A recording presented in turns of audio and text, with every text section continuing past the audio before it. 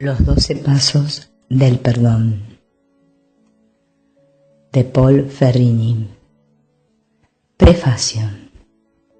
Este libro contiene 12 pasos diseñados para ayudarte a pasar de una percepción de tu vida centrada en el miedo a otra centrada en el amor. Este proceso no está diseñado para eliminar el miedo de tu vida, sino para ayudarte a atravesarlo cuando surja. Estos 12 pasos contienen 4 piedras angulares.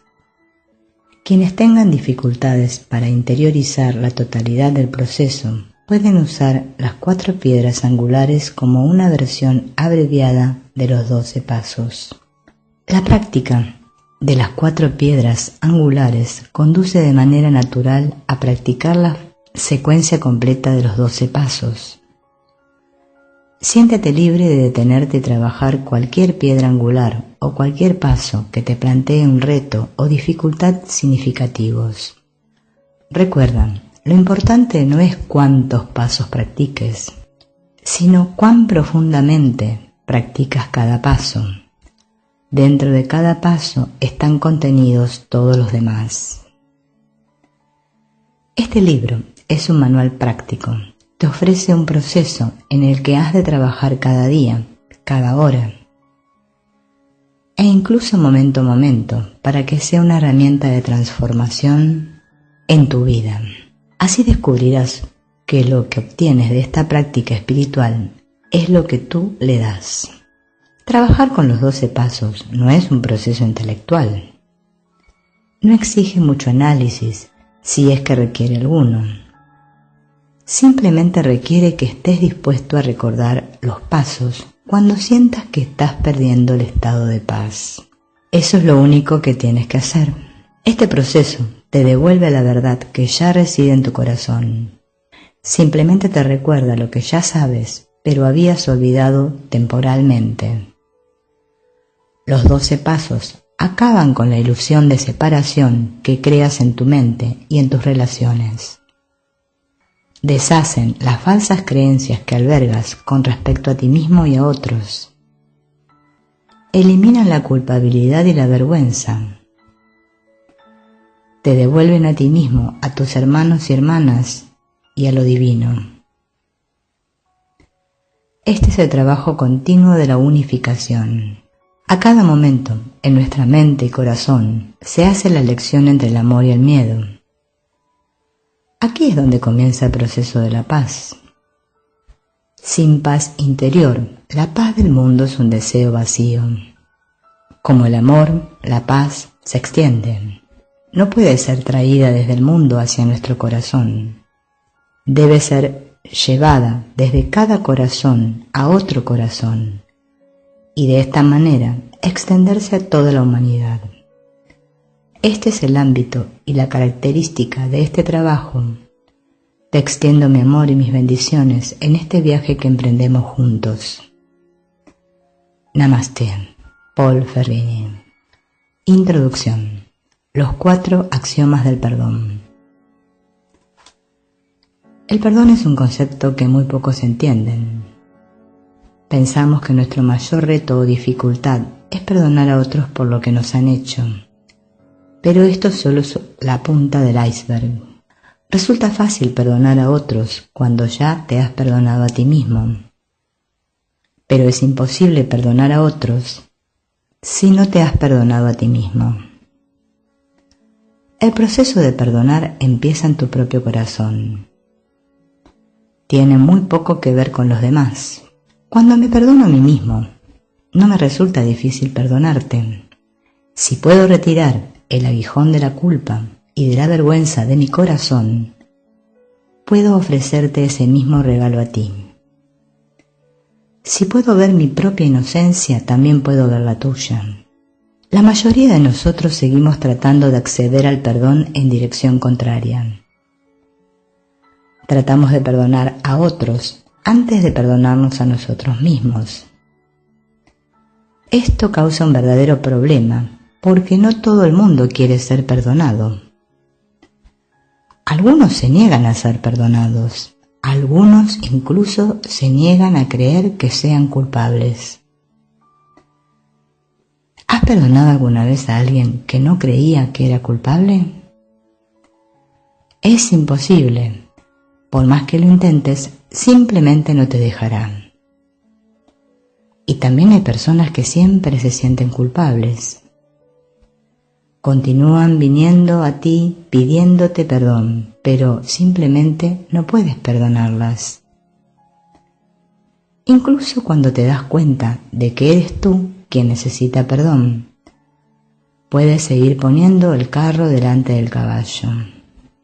Puedes pedir a otra persona que te perdone, a un amigo quizás, a un sacerdote o rabino, o tal vez incluso al mismo Dios. Pero eso tampoco funciona. Puedes ser perdonado por cientos de personas y ciertamente puedes ser perdonado por derecho divino. Pero eso importa poco si no te has perdonado a ti mismo. Empezar este proceso fuera de nosotros mismos es algo que simplemente no funciona. Empezar fuera de nosotros es nuestra manera de marear la perdiz y de castigarnos. Eso no abre las puertas de nuestro corazón. Esa puerta solo se abre cuando nos damos cuenta de que somos nosotros los que nos sentimos molestos. Somos nosotros los que nos sentimos culpables. Somos nosotros los que atacamos y justificamos nuestro ataque. Somos nosotros los que necesitamos perdón. Y nadie más puede dárnoslo. De modo que el primer axioma del perdón es que viene de dentro. Es algo que debes hacer para ti mismo antes de poder ofrecérselo a los demás. El axioma siguiente es que el perdón no es condicional ni es parcial. El perdón es un acto que se hace de todo corazón con todo el ser. Nos permite deshacernos de las cargas, liberarnos del dolor. Intentar regatear con el perdón no funciona. Y, sin embargo, eso es exactamente lo que solemos hacer. Me perdonaré a mí mismo si consigo el trabajo o la relación que deseo. O te perdonaré si primero te excusas ante mí. O te perdonaré a ti, pero no le perdonaré a él. Mientras sigamos intentando justificar algún aspecto de nuestro ataque, el perdón simplemente no se producirá. Evidentemente, un perdón parcial solo es una forma sutil de ataque.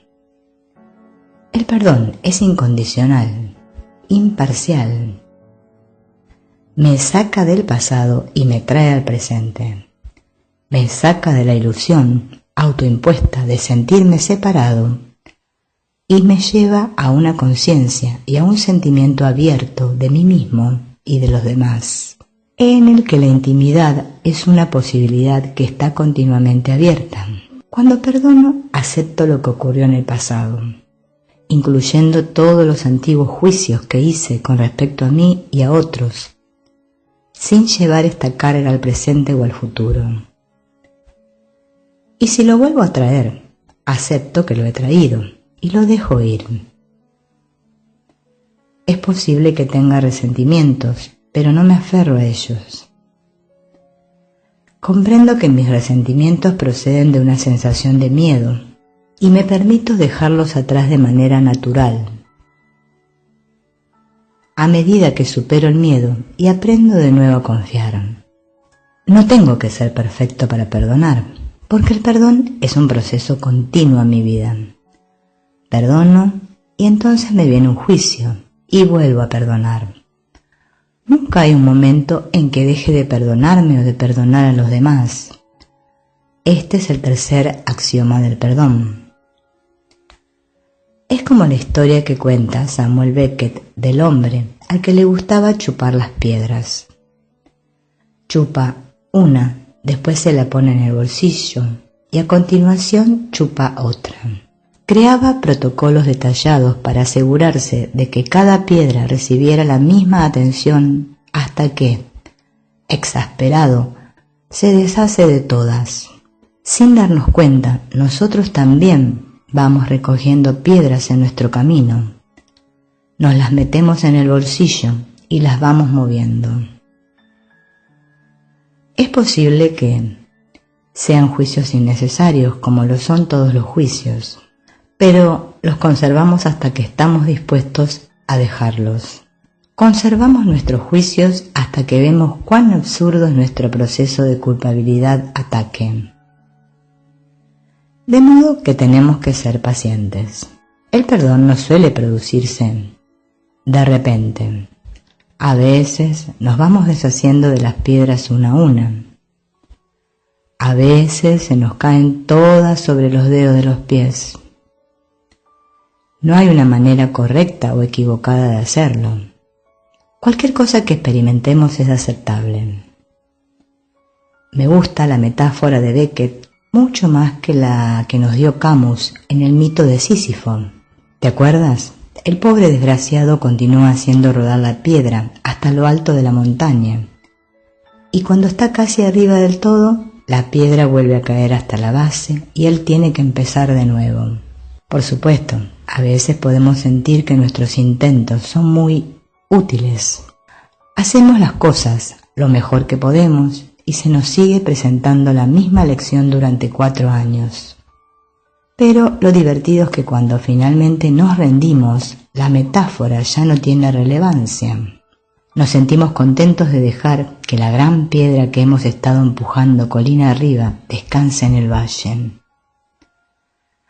O nos sentimos bien vaciando los bolsillos y dejando que nuestras pequeñas piedras caigan en la arena. Nos da igual. Las cargas deben caer. Su naturaleza es ser acarreadas, y también es su naturaleza que nos deshagamos de ellas. Las lecciones estarán aquí mientras las necesitemos. Dile eso a Sísifo o al viejo Job. Ellos no quieren ni oírlo. Nosotros tampoco queremos oírlo. Hoy es un problema en el trabajo, mañana será un problema con nuestra esposa o con los niños. Es el cuento de nunca acabar, ¿cierto? Correcto. Los problemas continúan interminablemente. No podemos evitar que ocurran. No podemos poner en orden la forma externa de nuestras vidas, por muy buenas amas de casa que seamos. Alguien siempre rompe un huevo sobre la alfombra recién aspirada. Alguien siempre derrama la salsa. ¿Y qué sería de la vida si no derramáramos la salsa? Sé honesto. ¿Cambiarías esta aventura malformada, deshilachada hasta el tuétano, por otra más pulcra? ¿Aceptarías la rigidez si eso significara que no ibas a sentir dolor ni a tener humor? ¿Que no ibas a esforzarte ni a aprender? Sé honesto. Aquí hay algo que merece la pena preservar. Debajo de las montañas de excremento crece la hierba. Hay luz solar y sombra y ríos fluyendo. Hay amor debajo del dolor, y amor es lo que queremos. Este libro habla de cómo atravesar el dolor hasta llegar al amor, de cómo atravesar la oscuridad para llegar a la luz. No te decimos que ignores la oscuridad. No te decimos que te olvides de la luz. Decimos que tomes las dos a la vez. Tómate a ti mismo con todas tus contradicciones. En esto consiste el camino de curación. ¿Por qué necesitamos el perdón? Porque cada uno de nosotros se ha condenado a sí mismo. Y cada uno de nosotros hemos intentado resolver nuestro odio hacia nosotros mismos, proyectando en los demás la responsabilidad por nuestros problemas. Pero esto no funciona. El odio hacia uno mismo sigue siendo odio hacia uno mismo, aunque involucremos a otros. Atacar a los demás o defendernos de su ataque no reduce nuestros juicios profundamente arraigados respecto a nosotros mismos. En el fondo, cada uno de nosotros es un niño herido que necesita sanar. El proceso de perdonar ofrece a este niño la oportunidad de curarse. Es un proceso que dura toda la vida y que continuará mientras continuemos juzgándonos a nosotros mismos y a los demás. No vamos a dejar de juzgar inmediatamente, pero podemos empezar a aprender cómo nos hieren los juicios que emitimos. Y por medio de la autoaceptación podemos llevar amor a esos lugares internos que están heridos. Cada acto de aceptación neutraliza algún juicio que hemos emitido.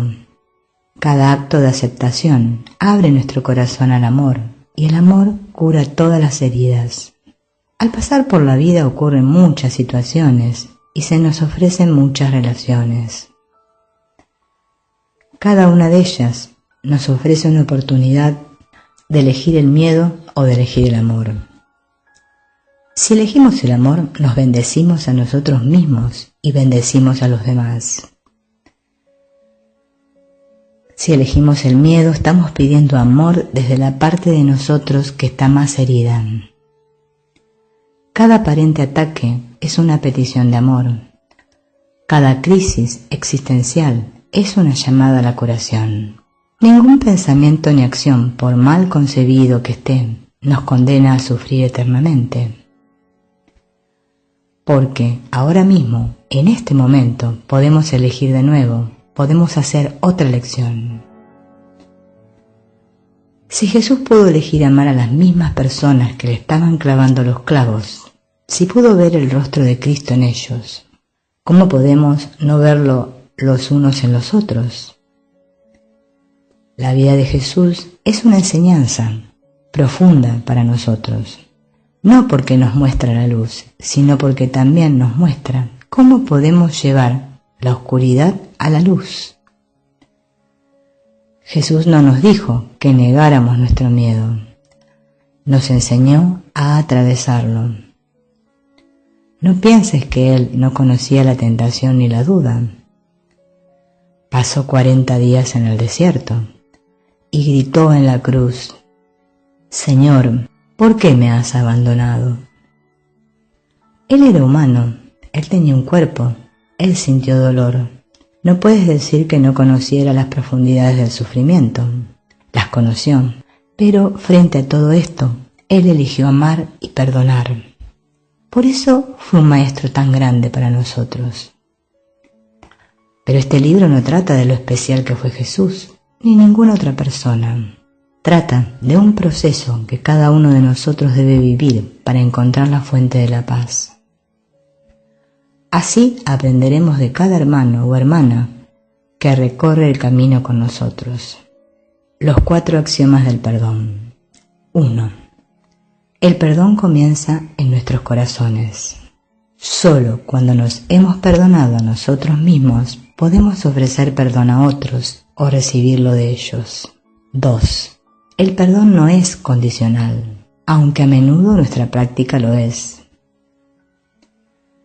3. El perdón es un proceso continuo. Continúa en respuesta a cada juicio que hacemos sobre nosotros mismos y los demás. 4. Cada gesto de perdón es suficiente. Cualquier cosa que seamos capaces de hacer ahora mismo es suficiente. Esta comprensión nos capacita para practicar el perdón con nosotros mismos.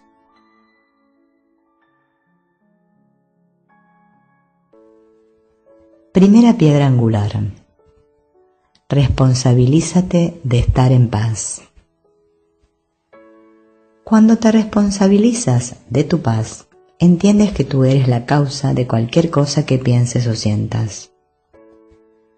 Otras personas parecen impactar en tu felicidad o tristeza, pero creer que los demás son responsables de tu vida, en algún sentido, solo es una apariencia.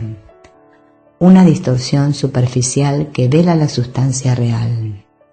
Esta es la ilusión de la que habla un curso de milagros, no es la verdadera realidad.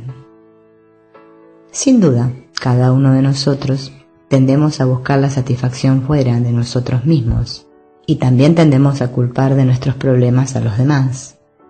Buscar fuera la fuente de la alegría o la fuente del perdón nos conduce inevitablemente al desencanto. pues ni la alegría ni el perdón existen fuera de nuestros propios corazones y mentes. Cuando puedo encontrar alegría dentro de mí, mi alegría es incondicional. No depende de que otras personas vivan conmigo. No depende de que otras personas me quieran.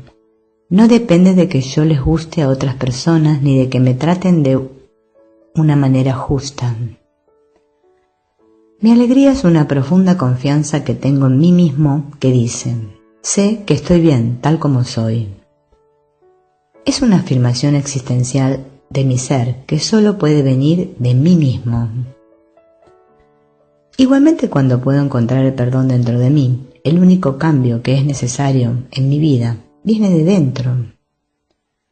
No tengo que intentar cambiarte, no tengo que cambiar los aspectos externos de mi vida. Perdonarme a mí mismo me aporta liberación, porque es incondicional. Este perdón dice: reconozco mi error y aprendo de él. Mi error no me condena. Acepto la lección y abandono el juicio. Nunca hay una situación conflictiva en mi vida que no pueda llevar a la paz perdonándome a mí mismo. Perdonar a los demás siempre es algo superficial. El perdón de uno mismo va más profundo.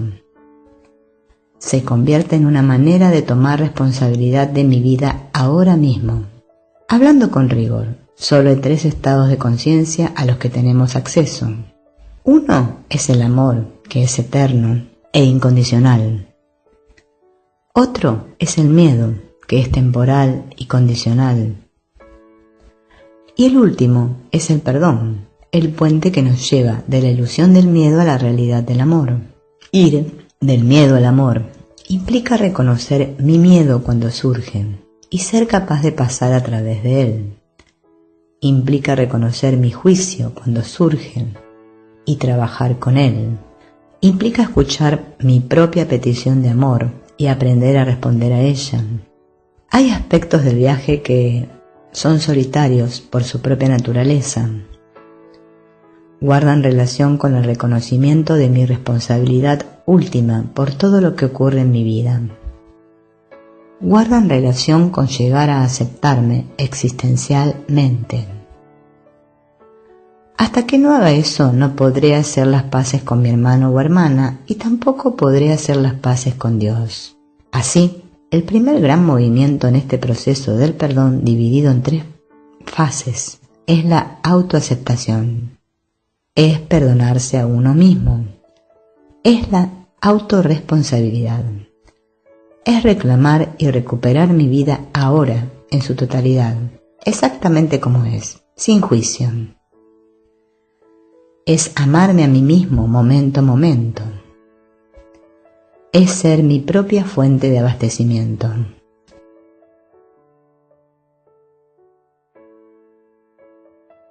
Primer paso. Reconoce el miedo. Comenzamos este viaje juntos, reconociendo el miedo, la tristeza, el dolor, la herida, la envidia, la ira, los sentimientos de separación. No tratamos de justificar estos sentimientos, ni tampoco los condenamos. Simplemente nos permitimos a nosotros mismos ser conscientes de que están ahí. El proceso siguiente puede ayudarnos a estar con nuestros sentimientos, sin alejarnos de ellos, negarlos, ni exteriorizarlos, proyectarlos. Reconocemos el sentimiento. No justificamos ni condenamos lo que estamos sintiendo. Aceptamos el sentimiento y nos damos permiso para experimentarlo. Permitimos que nos hable. Honramos el sentimiento y lo consideramos una comunicación interna. Nos responsabilizamos del sentimiento. Por ejemplo, me siento herido. Me siento iracundo. Me siento triste, etc. Rechazamos la tendencia a responsabilizar a otra persona de lo que sentimos. Nos quedamos con el sentimiento. Nos negamos a intelectualizarlo. No es importante saber por qué nos sentimos así. Mientras estamos con el sentimiento, tomamos conciencia de que en este momento no estamos siendo muy amorosos ni hacia nosotros mismos ni hacia los demás. Dejamos que este mensaje cale hondo y nos quedamos con el sentimiento hasta que empiece a cambiar. Es importante darse cuenta de que cada sentimiento negativo surge de la percepción de una falta de amor. En último término, ese amor debe venir de dentro. Por eso no queremos mirar fuera de nosotros. No queremos alejarnos del sentimiento, sino entrar plenamente en él. Queremos afrontar el hecho de que queremos amor y no nos sentimos amados ni amorosos. Queremos estar con ese vacío, con esa aparente carencia. Estar con ese vacío nos ayuda a situarnos detrás de él, nos ayuda a entenderlo. Ahí es donde encontramos el amor que pensábamos que nos faltaba. La fuente del amor no está en la superficie.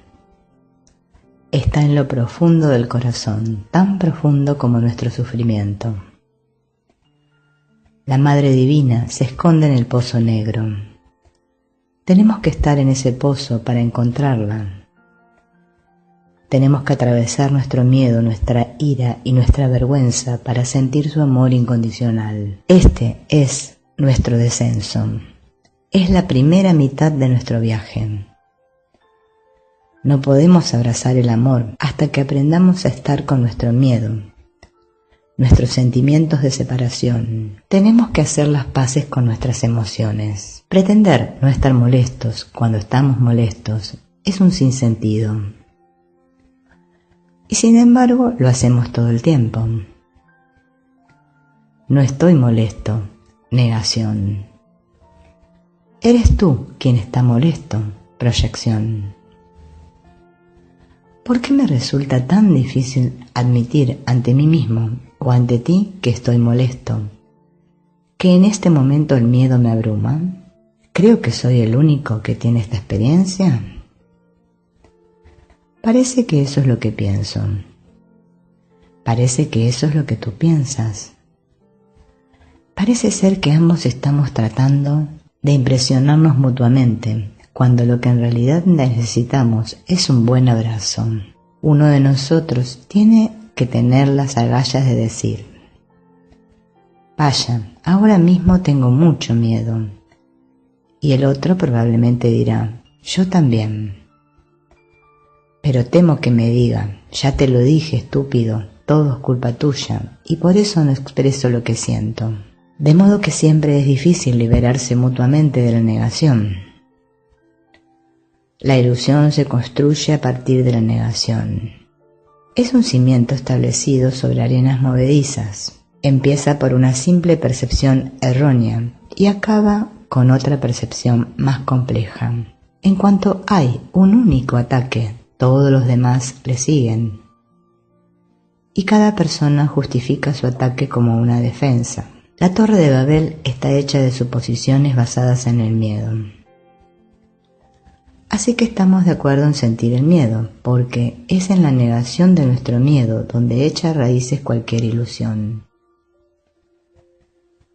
Todas las desigualdades del mundo surgen de esta negación en nuestras mentes. Cuando sentimos nuestro miedo y lo reconocemos, es cuando experimentamos la igualdad con todos nuestros hermanos y hermanas. Es un momento en el que todos nosotros somos inocentes, todos somos libres de elegir, todos nos damos apoyo mutuo. Ese momento viene a nosotros continuamente. Entendemos que cada elección es una elección entre el amor y el miedo, pero no podemos empezar a acceder al amor hasta que reconocemos nuestro miedo. Como verás, a medida que vayas dando los pasos que se proponen en este libro, el equilibrio empezará a cambiar gradualmente del miedo al amor. Y sin embargo, incluso aquí, donde todos debemos comenzar, en este primer paso retiramos la primera barrera a la presencia del amor. No, esa barrera no es el miedo. Esa barrera es la negación del miedo. El primer paso del perdón es darnos permiso para tener miedo y para sentir todos nuestros sentimientos. No podemos superar el miedo si tenemos miedo de experimentarlo. Ese es el momento en que tomamos la cruz y empezamos a caminar colina arriba, como hizo nuestro hermano mayor. Sintiendo el miedo, caminemos a través de él mientras el amor nos llama, una amable promesa en los cielos matinales. Segundo paso. Comprende que lo que quieres es amor. Pienso que lo que quiero es más dinero, o más sexo, o más reconocimiento, o mejor salud, pero en realidad lo que quiero es amor. Creo que tendré razón si demuestro que tú estás equivocado, pero en realidad lo que quiero es amor. Creo que me sentiré mejor si tú eres castigado por tus pecados, pero en realidad lo que quiero es amor. Lo único que quiero, amigo mío, es que me quieras. Si estuvieras seguro de tu amor, el resto estaría bien. De algún modo encontraría el modo de aceptar el resto y de trabajar con ello. Aquellos de nosotros que hemos buscado la perfección, hemos tenido que aprender a las duras que la perfección no existe. Las demás personas no están aquí para hacernos felices, están aquí para ayudarnos a aprender. Subyacente a este objetivo, apenas recordado, está el recuerdo de un amor que nos une a todos. Estamos aquí para amar y para aprender. No estamos aquí para forzar el aprendizaje o el amor, sino para dejar que cada uno de ellos nos lleve de manera natural hacia el otro. Cuando uno está presente, el otro también. De modo que la vida no siempre va por donde yo quiero.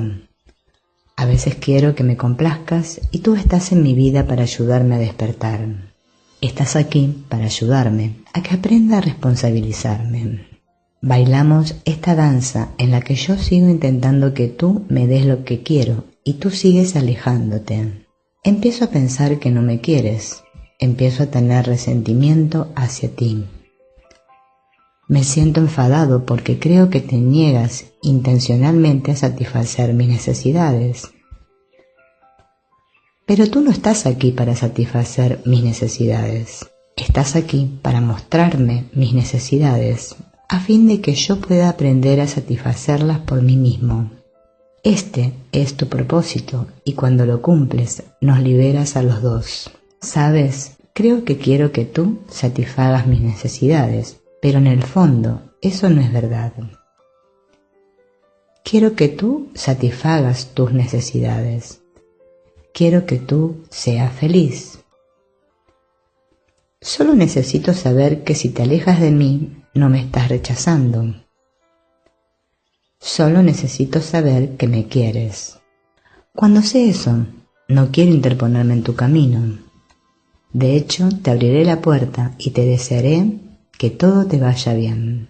Yo no quiero ser la persona que te retenga en contra de tu voluntad, y no quiero que se me retenga en contra de la mía. Sé que todos somos libres de elegir. Solo necesito saber que, cualquiera que sea tu elección, seguirás queriéndome. Esto es lo que necesita mi niño.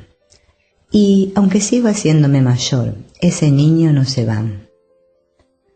De hecho, crece y se hace más atrevido en mi corazón. Aprende a pedir lo que necesita. Ya no le avergüenza pedir. Antes trataba de manipular y de controlar e insistía en salirse con la suya. Pero eso era porque no se le escuchaba. Ahora que él sabe que yo le escucho, pide cosas muy simples. Solo necesito saber que me quieres. En mi dolor, en mi confusión, en mi herida, en mi tristeza, solo necesito saber que soy amado. Si sé que soy amado, el dolor empieza a disiparse. La separación se va superando gradualmente. Cuando sé que soy querido, algo ocurre, pero no puede ocurrir hasta que sé que lo que quiero es amor. y tengo la valentía de pedirlo.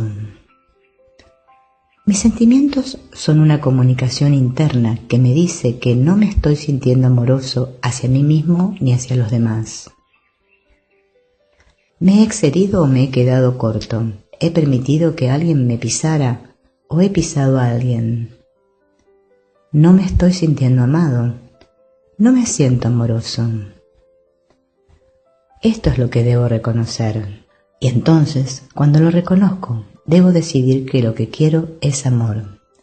No puedo continuar con este proceso de perdonar a menos que decida ahora mismo que lo que quiero es amor. Sí, está bien sentir mi dolor, pero el dolor simplemente me dice que lo que quiero es amor.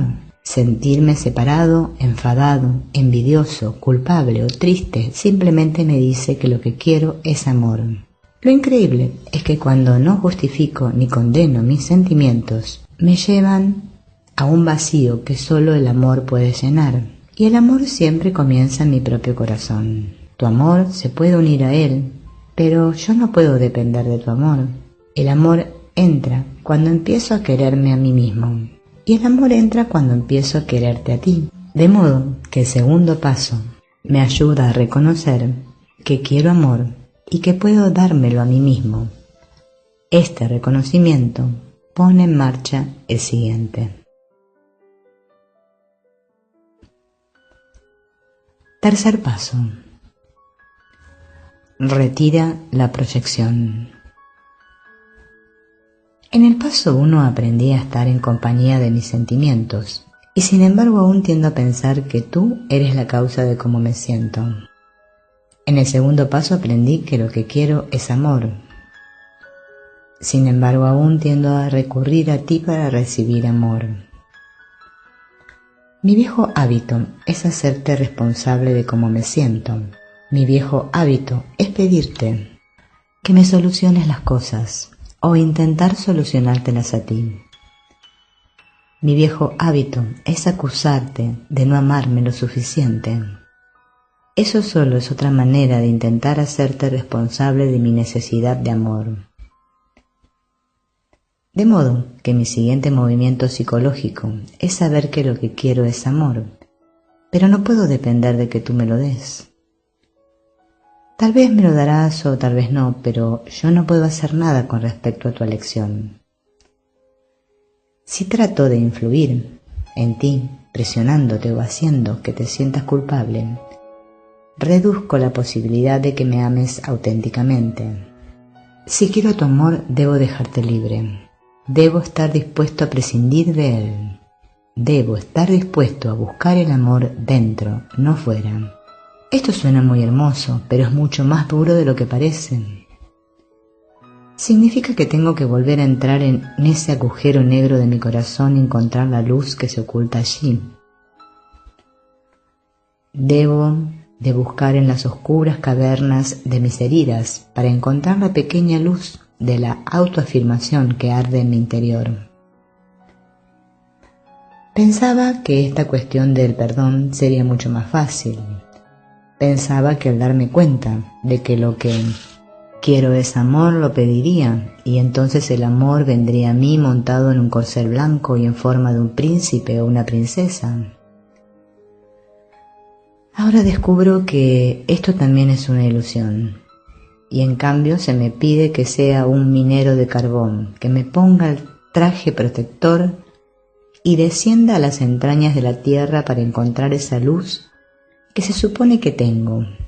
No estoy seguro de que realmente crea que la luz está allí, y si está, no estoy seguro de poder hallarla. Estaba dispuesto a bajar allí porque había una garantía, pero ahora que la garantía se ha caído por la borda, ya no estoy seguro de querer bajar. Pensaba que el descenso se había acabado. Por favor, ten compasión. ¿No podrías saltarme este punto y pasar al siguiente? ¿Te suena familiar? Si no consigo lo que yo quiero, no estoy seguro de comprar esta enseñanza. Yo tenía el mismo problema, pero a la inversa. Cada vez que pensaba que ya lo tenía todo en orden y que había complacido a Dios, se le desmontaba el chiringuito. Tendemos a buscar confirmación fuera de nosotros, y cuando la confirmación no llega, o cuando en su lugar vienen nuevas pruebas, o bien nos sentimos unos fracasados, o nos creemos unos estúpidos por haber tenido fe en un poder superior. Si yo pido amor y tú me amas, pienso que ya he acabado mi trabajo espiritual. Doy gracias a Dios por la gran bendición de haber podido completar mi proceso en 2 pasos, cuando otros necesitan 12 pasos para completarlo. Quizá esta sea la razón por la que el reloj cósmico no siempre está de acuerdo con nuestros planes y deseos personales. Aún queda trabajo por hacer, porque algún día todo lo que está fuera de nosotros no estará ahí para confirmar nuestra experiencia. Tenemos que conocer la verdad dentro de nuestro propio corazón. Tenemos que encontrar el amor allí, donde comienza, no donde termina. De modo que a veces nuestros deseos y planes se frustran y de hecho quedan hechos añicos. Y todos nuestros objetivos y todo lo que creíamos ser se derrumba ante nuestros ojos. Y nos sentamos allí, como Job, entumecidos y mudos. ¿Qué quieres de mí, Señor?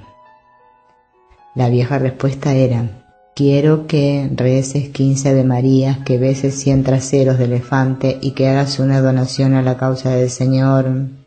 Ahora el cuerpo solo es una forma que viene y va. De modo que aquí estoy, y el único modo de poner mi vida en marcha es aceptándola exactamente tal como es, aceptándome y aceptándote exactamente tal como somos. Ahí es donde el corazón se abre. Ese es el lugar donde comienza el amor. Cuando retiro mi proyección de ti, entiendo que lo que me gusta o me disgusta de ti es completamente irrelevante con relación a lo que he venido a aprender. Si me gustas, pienso que estás aquí para ser mi pareja y para ayudarme. Si no me gustas, siento que estás aquí para atormentarme. En realidad, estas creencias son la misma creencia, simplemente son distintos extremos del espectro. Un movimiento produce deseo, el siguiente produce miedo. Estos dos, miedo y deseo, van oscilando como un balancín en nuestra vida. Como la creencia en las relaciones especiales alimenta el deseo, cualquier tipo de deseo se basa en una percepción de carencia. Me falta algo, por lo tanto necesito que tú me lo proporciones. ¿Ves? Esto se basa en el miedo. Y si mis deseos no quedan satisfechos, me siento herido o me enfado. El ciclo del miedo continúa. Nos gusta elevar el deseo al nivel espiritual. Solemos hablar del deseo de Dios. Eso es un non sequitur, un falso razonamiento.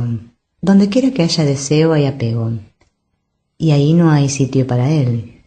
Dios llega a un asiento vacío, no a uno que ya está ocupado.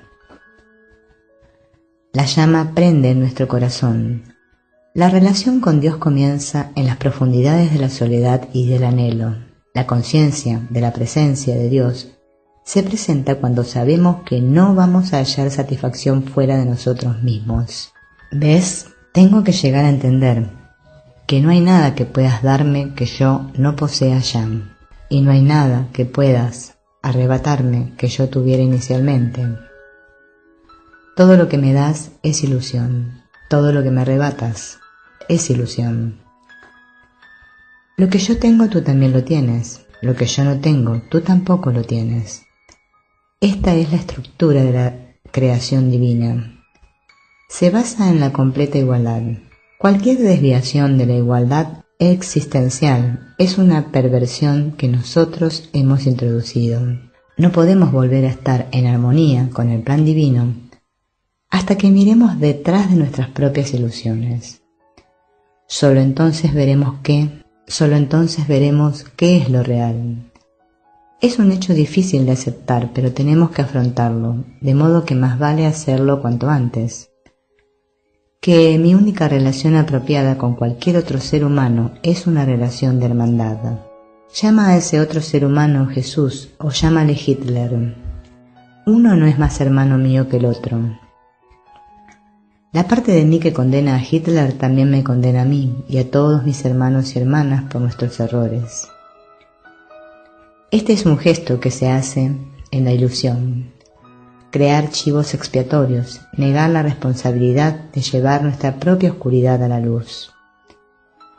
Y la parte de mí que pone a Jesús en un pedestal es la que me encuentra inadecuado y la que encontraría a otros inadecuados.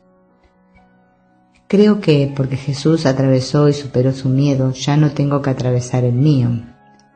Gran falacia. Como Él atravesó y superó su miedo, me demostró que yo soy capaz de atravesar el mío. Cuando elevamos o denigramos a otra persona, hacemos este gesto básico de desigualdad que encubre la verdad. Cuando pensamos que otra persona tiene la respuesta para nosotros o creemos que alguien nos está impidiendo tomar conciencia de nuestro potencial, aceptamos esa ilusión. Nada de eso es real. Siempre solo estamos tú y yo. Somos iguales, pero no solemos percibirnos de esta manera. Toda desviación de la igualdad es una danza extraña y a veces intrigante, pero siempre nos vuelve a poner cara a cara donde estamos ahora. Finalmente entiendo el punto 3, cuando reconozco que todo depende de mí. Yo soy el canal para el amor en el mundo.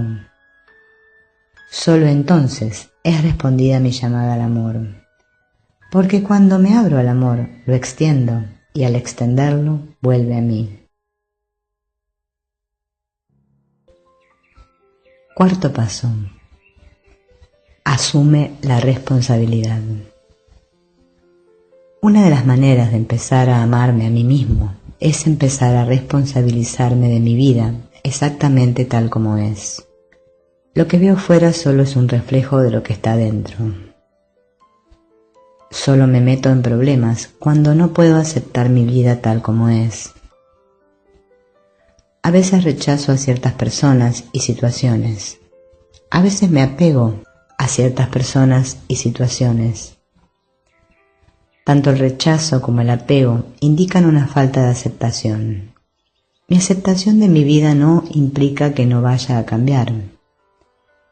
Sin duda cambiará. A veces podré anticipar ese cambio, otras veces no. El cambio vendrá en la medida que sea necesario. Pero ahora mismo, mi reto es estar con lo que es. Hay dolor, de acuerdo, entonces debo estar con el dolor. Hay tristeza, de acuerdo, entonces debo estar con la tristeza. No hay nada que se suponga que debo hacer en mi vida, solo hay lo que está ocurriendo. Y eso siempre es suficiente. Si parece no ser suficiente, o si tal vez parece ser demasiado, es porque lo percibimos así. Nuestras creencias solo son formas de ver. Casi siempre requieren corrección, porque casi siempre miramos con deseo o con miedo. Una de las prácticas espirituales más importantes es dejar que las cosas sean tal como son, sin interpretación, sin embellecerlas, sin juzgarlas. Inmediatamente esto pone al ego del revés. Imagina que le dices al ego que no juzgue, que no compare, que no interprete. Entonces, ¿qué va a hacer? En realidad no sabe hacer nada más. De modo que la práctica se convierte en observar al ego, emitir sus juicios e interpretaciones, no en evitar que los haga. Porque en cuanto uno intenta detener al ego e impedir que juzgue, comienza un nuevo nivel de juicio. Por lo tanto, nos limitamos a aceptar que el ego está haciendo su numerito y lo observamos.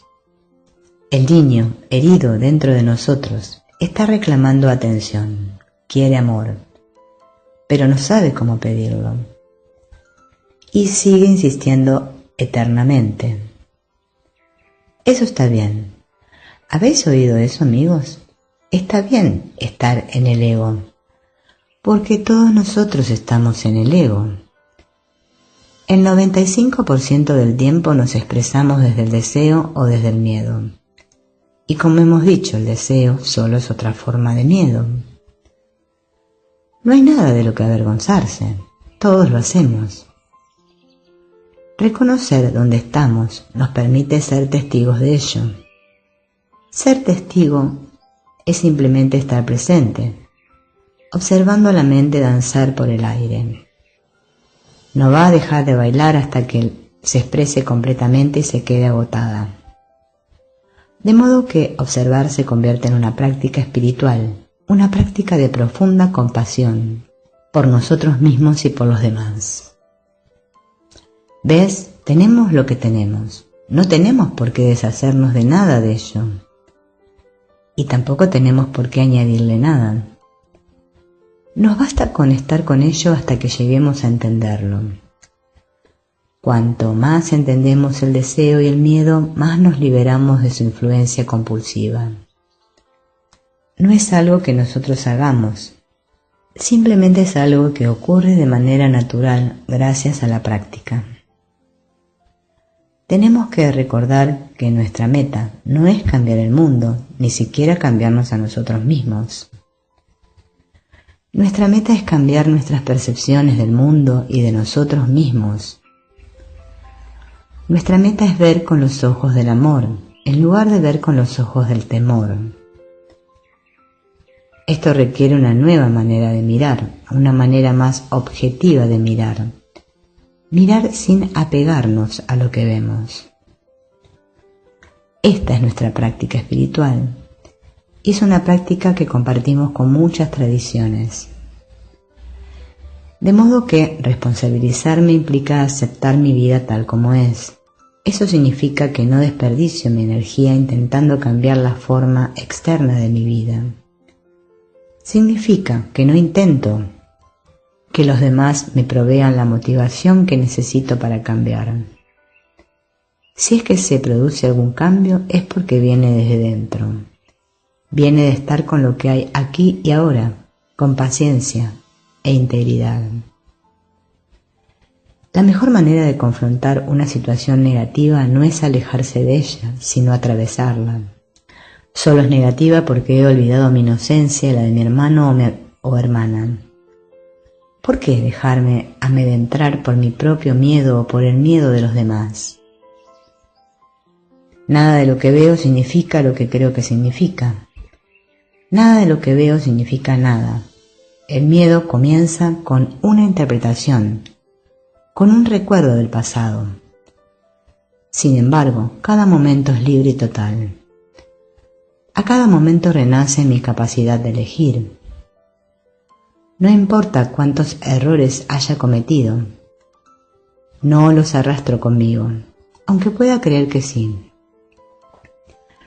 A cada momento soy libre de elegir. Soy libre de asumir la responsabilidad de mi vida. Quiero avanzar con paciencia y con fe. Quiero avanzar con paciencia y con fe. Si voy caminando por cierto sendero, he de encontrar a dónde me conduce. Pero incluso si me lleva a un callejón sin salida, no he perdido nada. Ningún sendero es el sendero definitivo. Y sin embargo, cada sendero me aporta una lección que debe ser aprendida. Cuando todas las lecciones han sido aprendidas, desaparece la necesidad de seguir un camino. La necesidad de usar esa forma se disuelve. Está bien, estoy en el ego y voy creando momento a momento a partir del deseo o del miedo. Así son las cosas. Me responsabilizo de ello. No tengo que cambiar nada. Simplemente tengo que ser consciente de lo que está ocurriendo.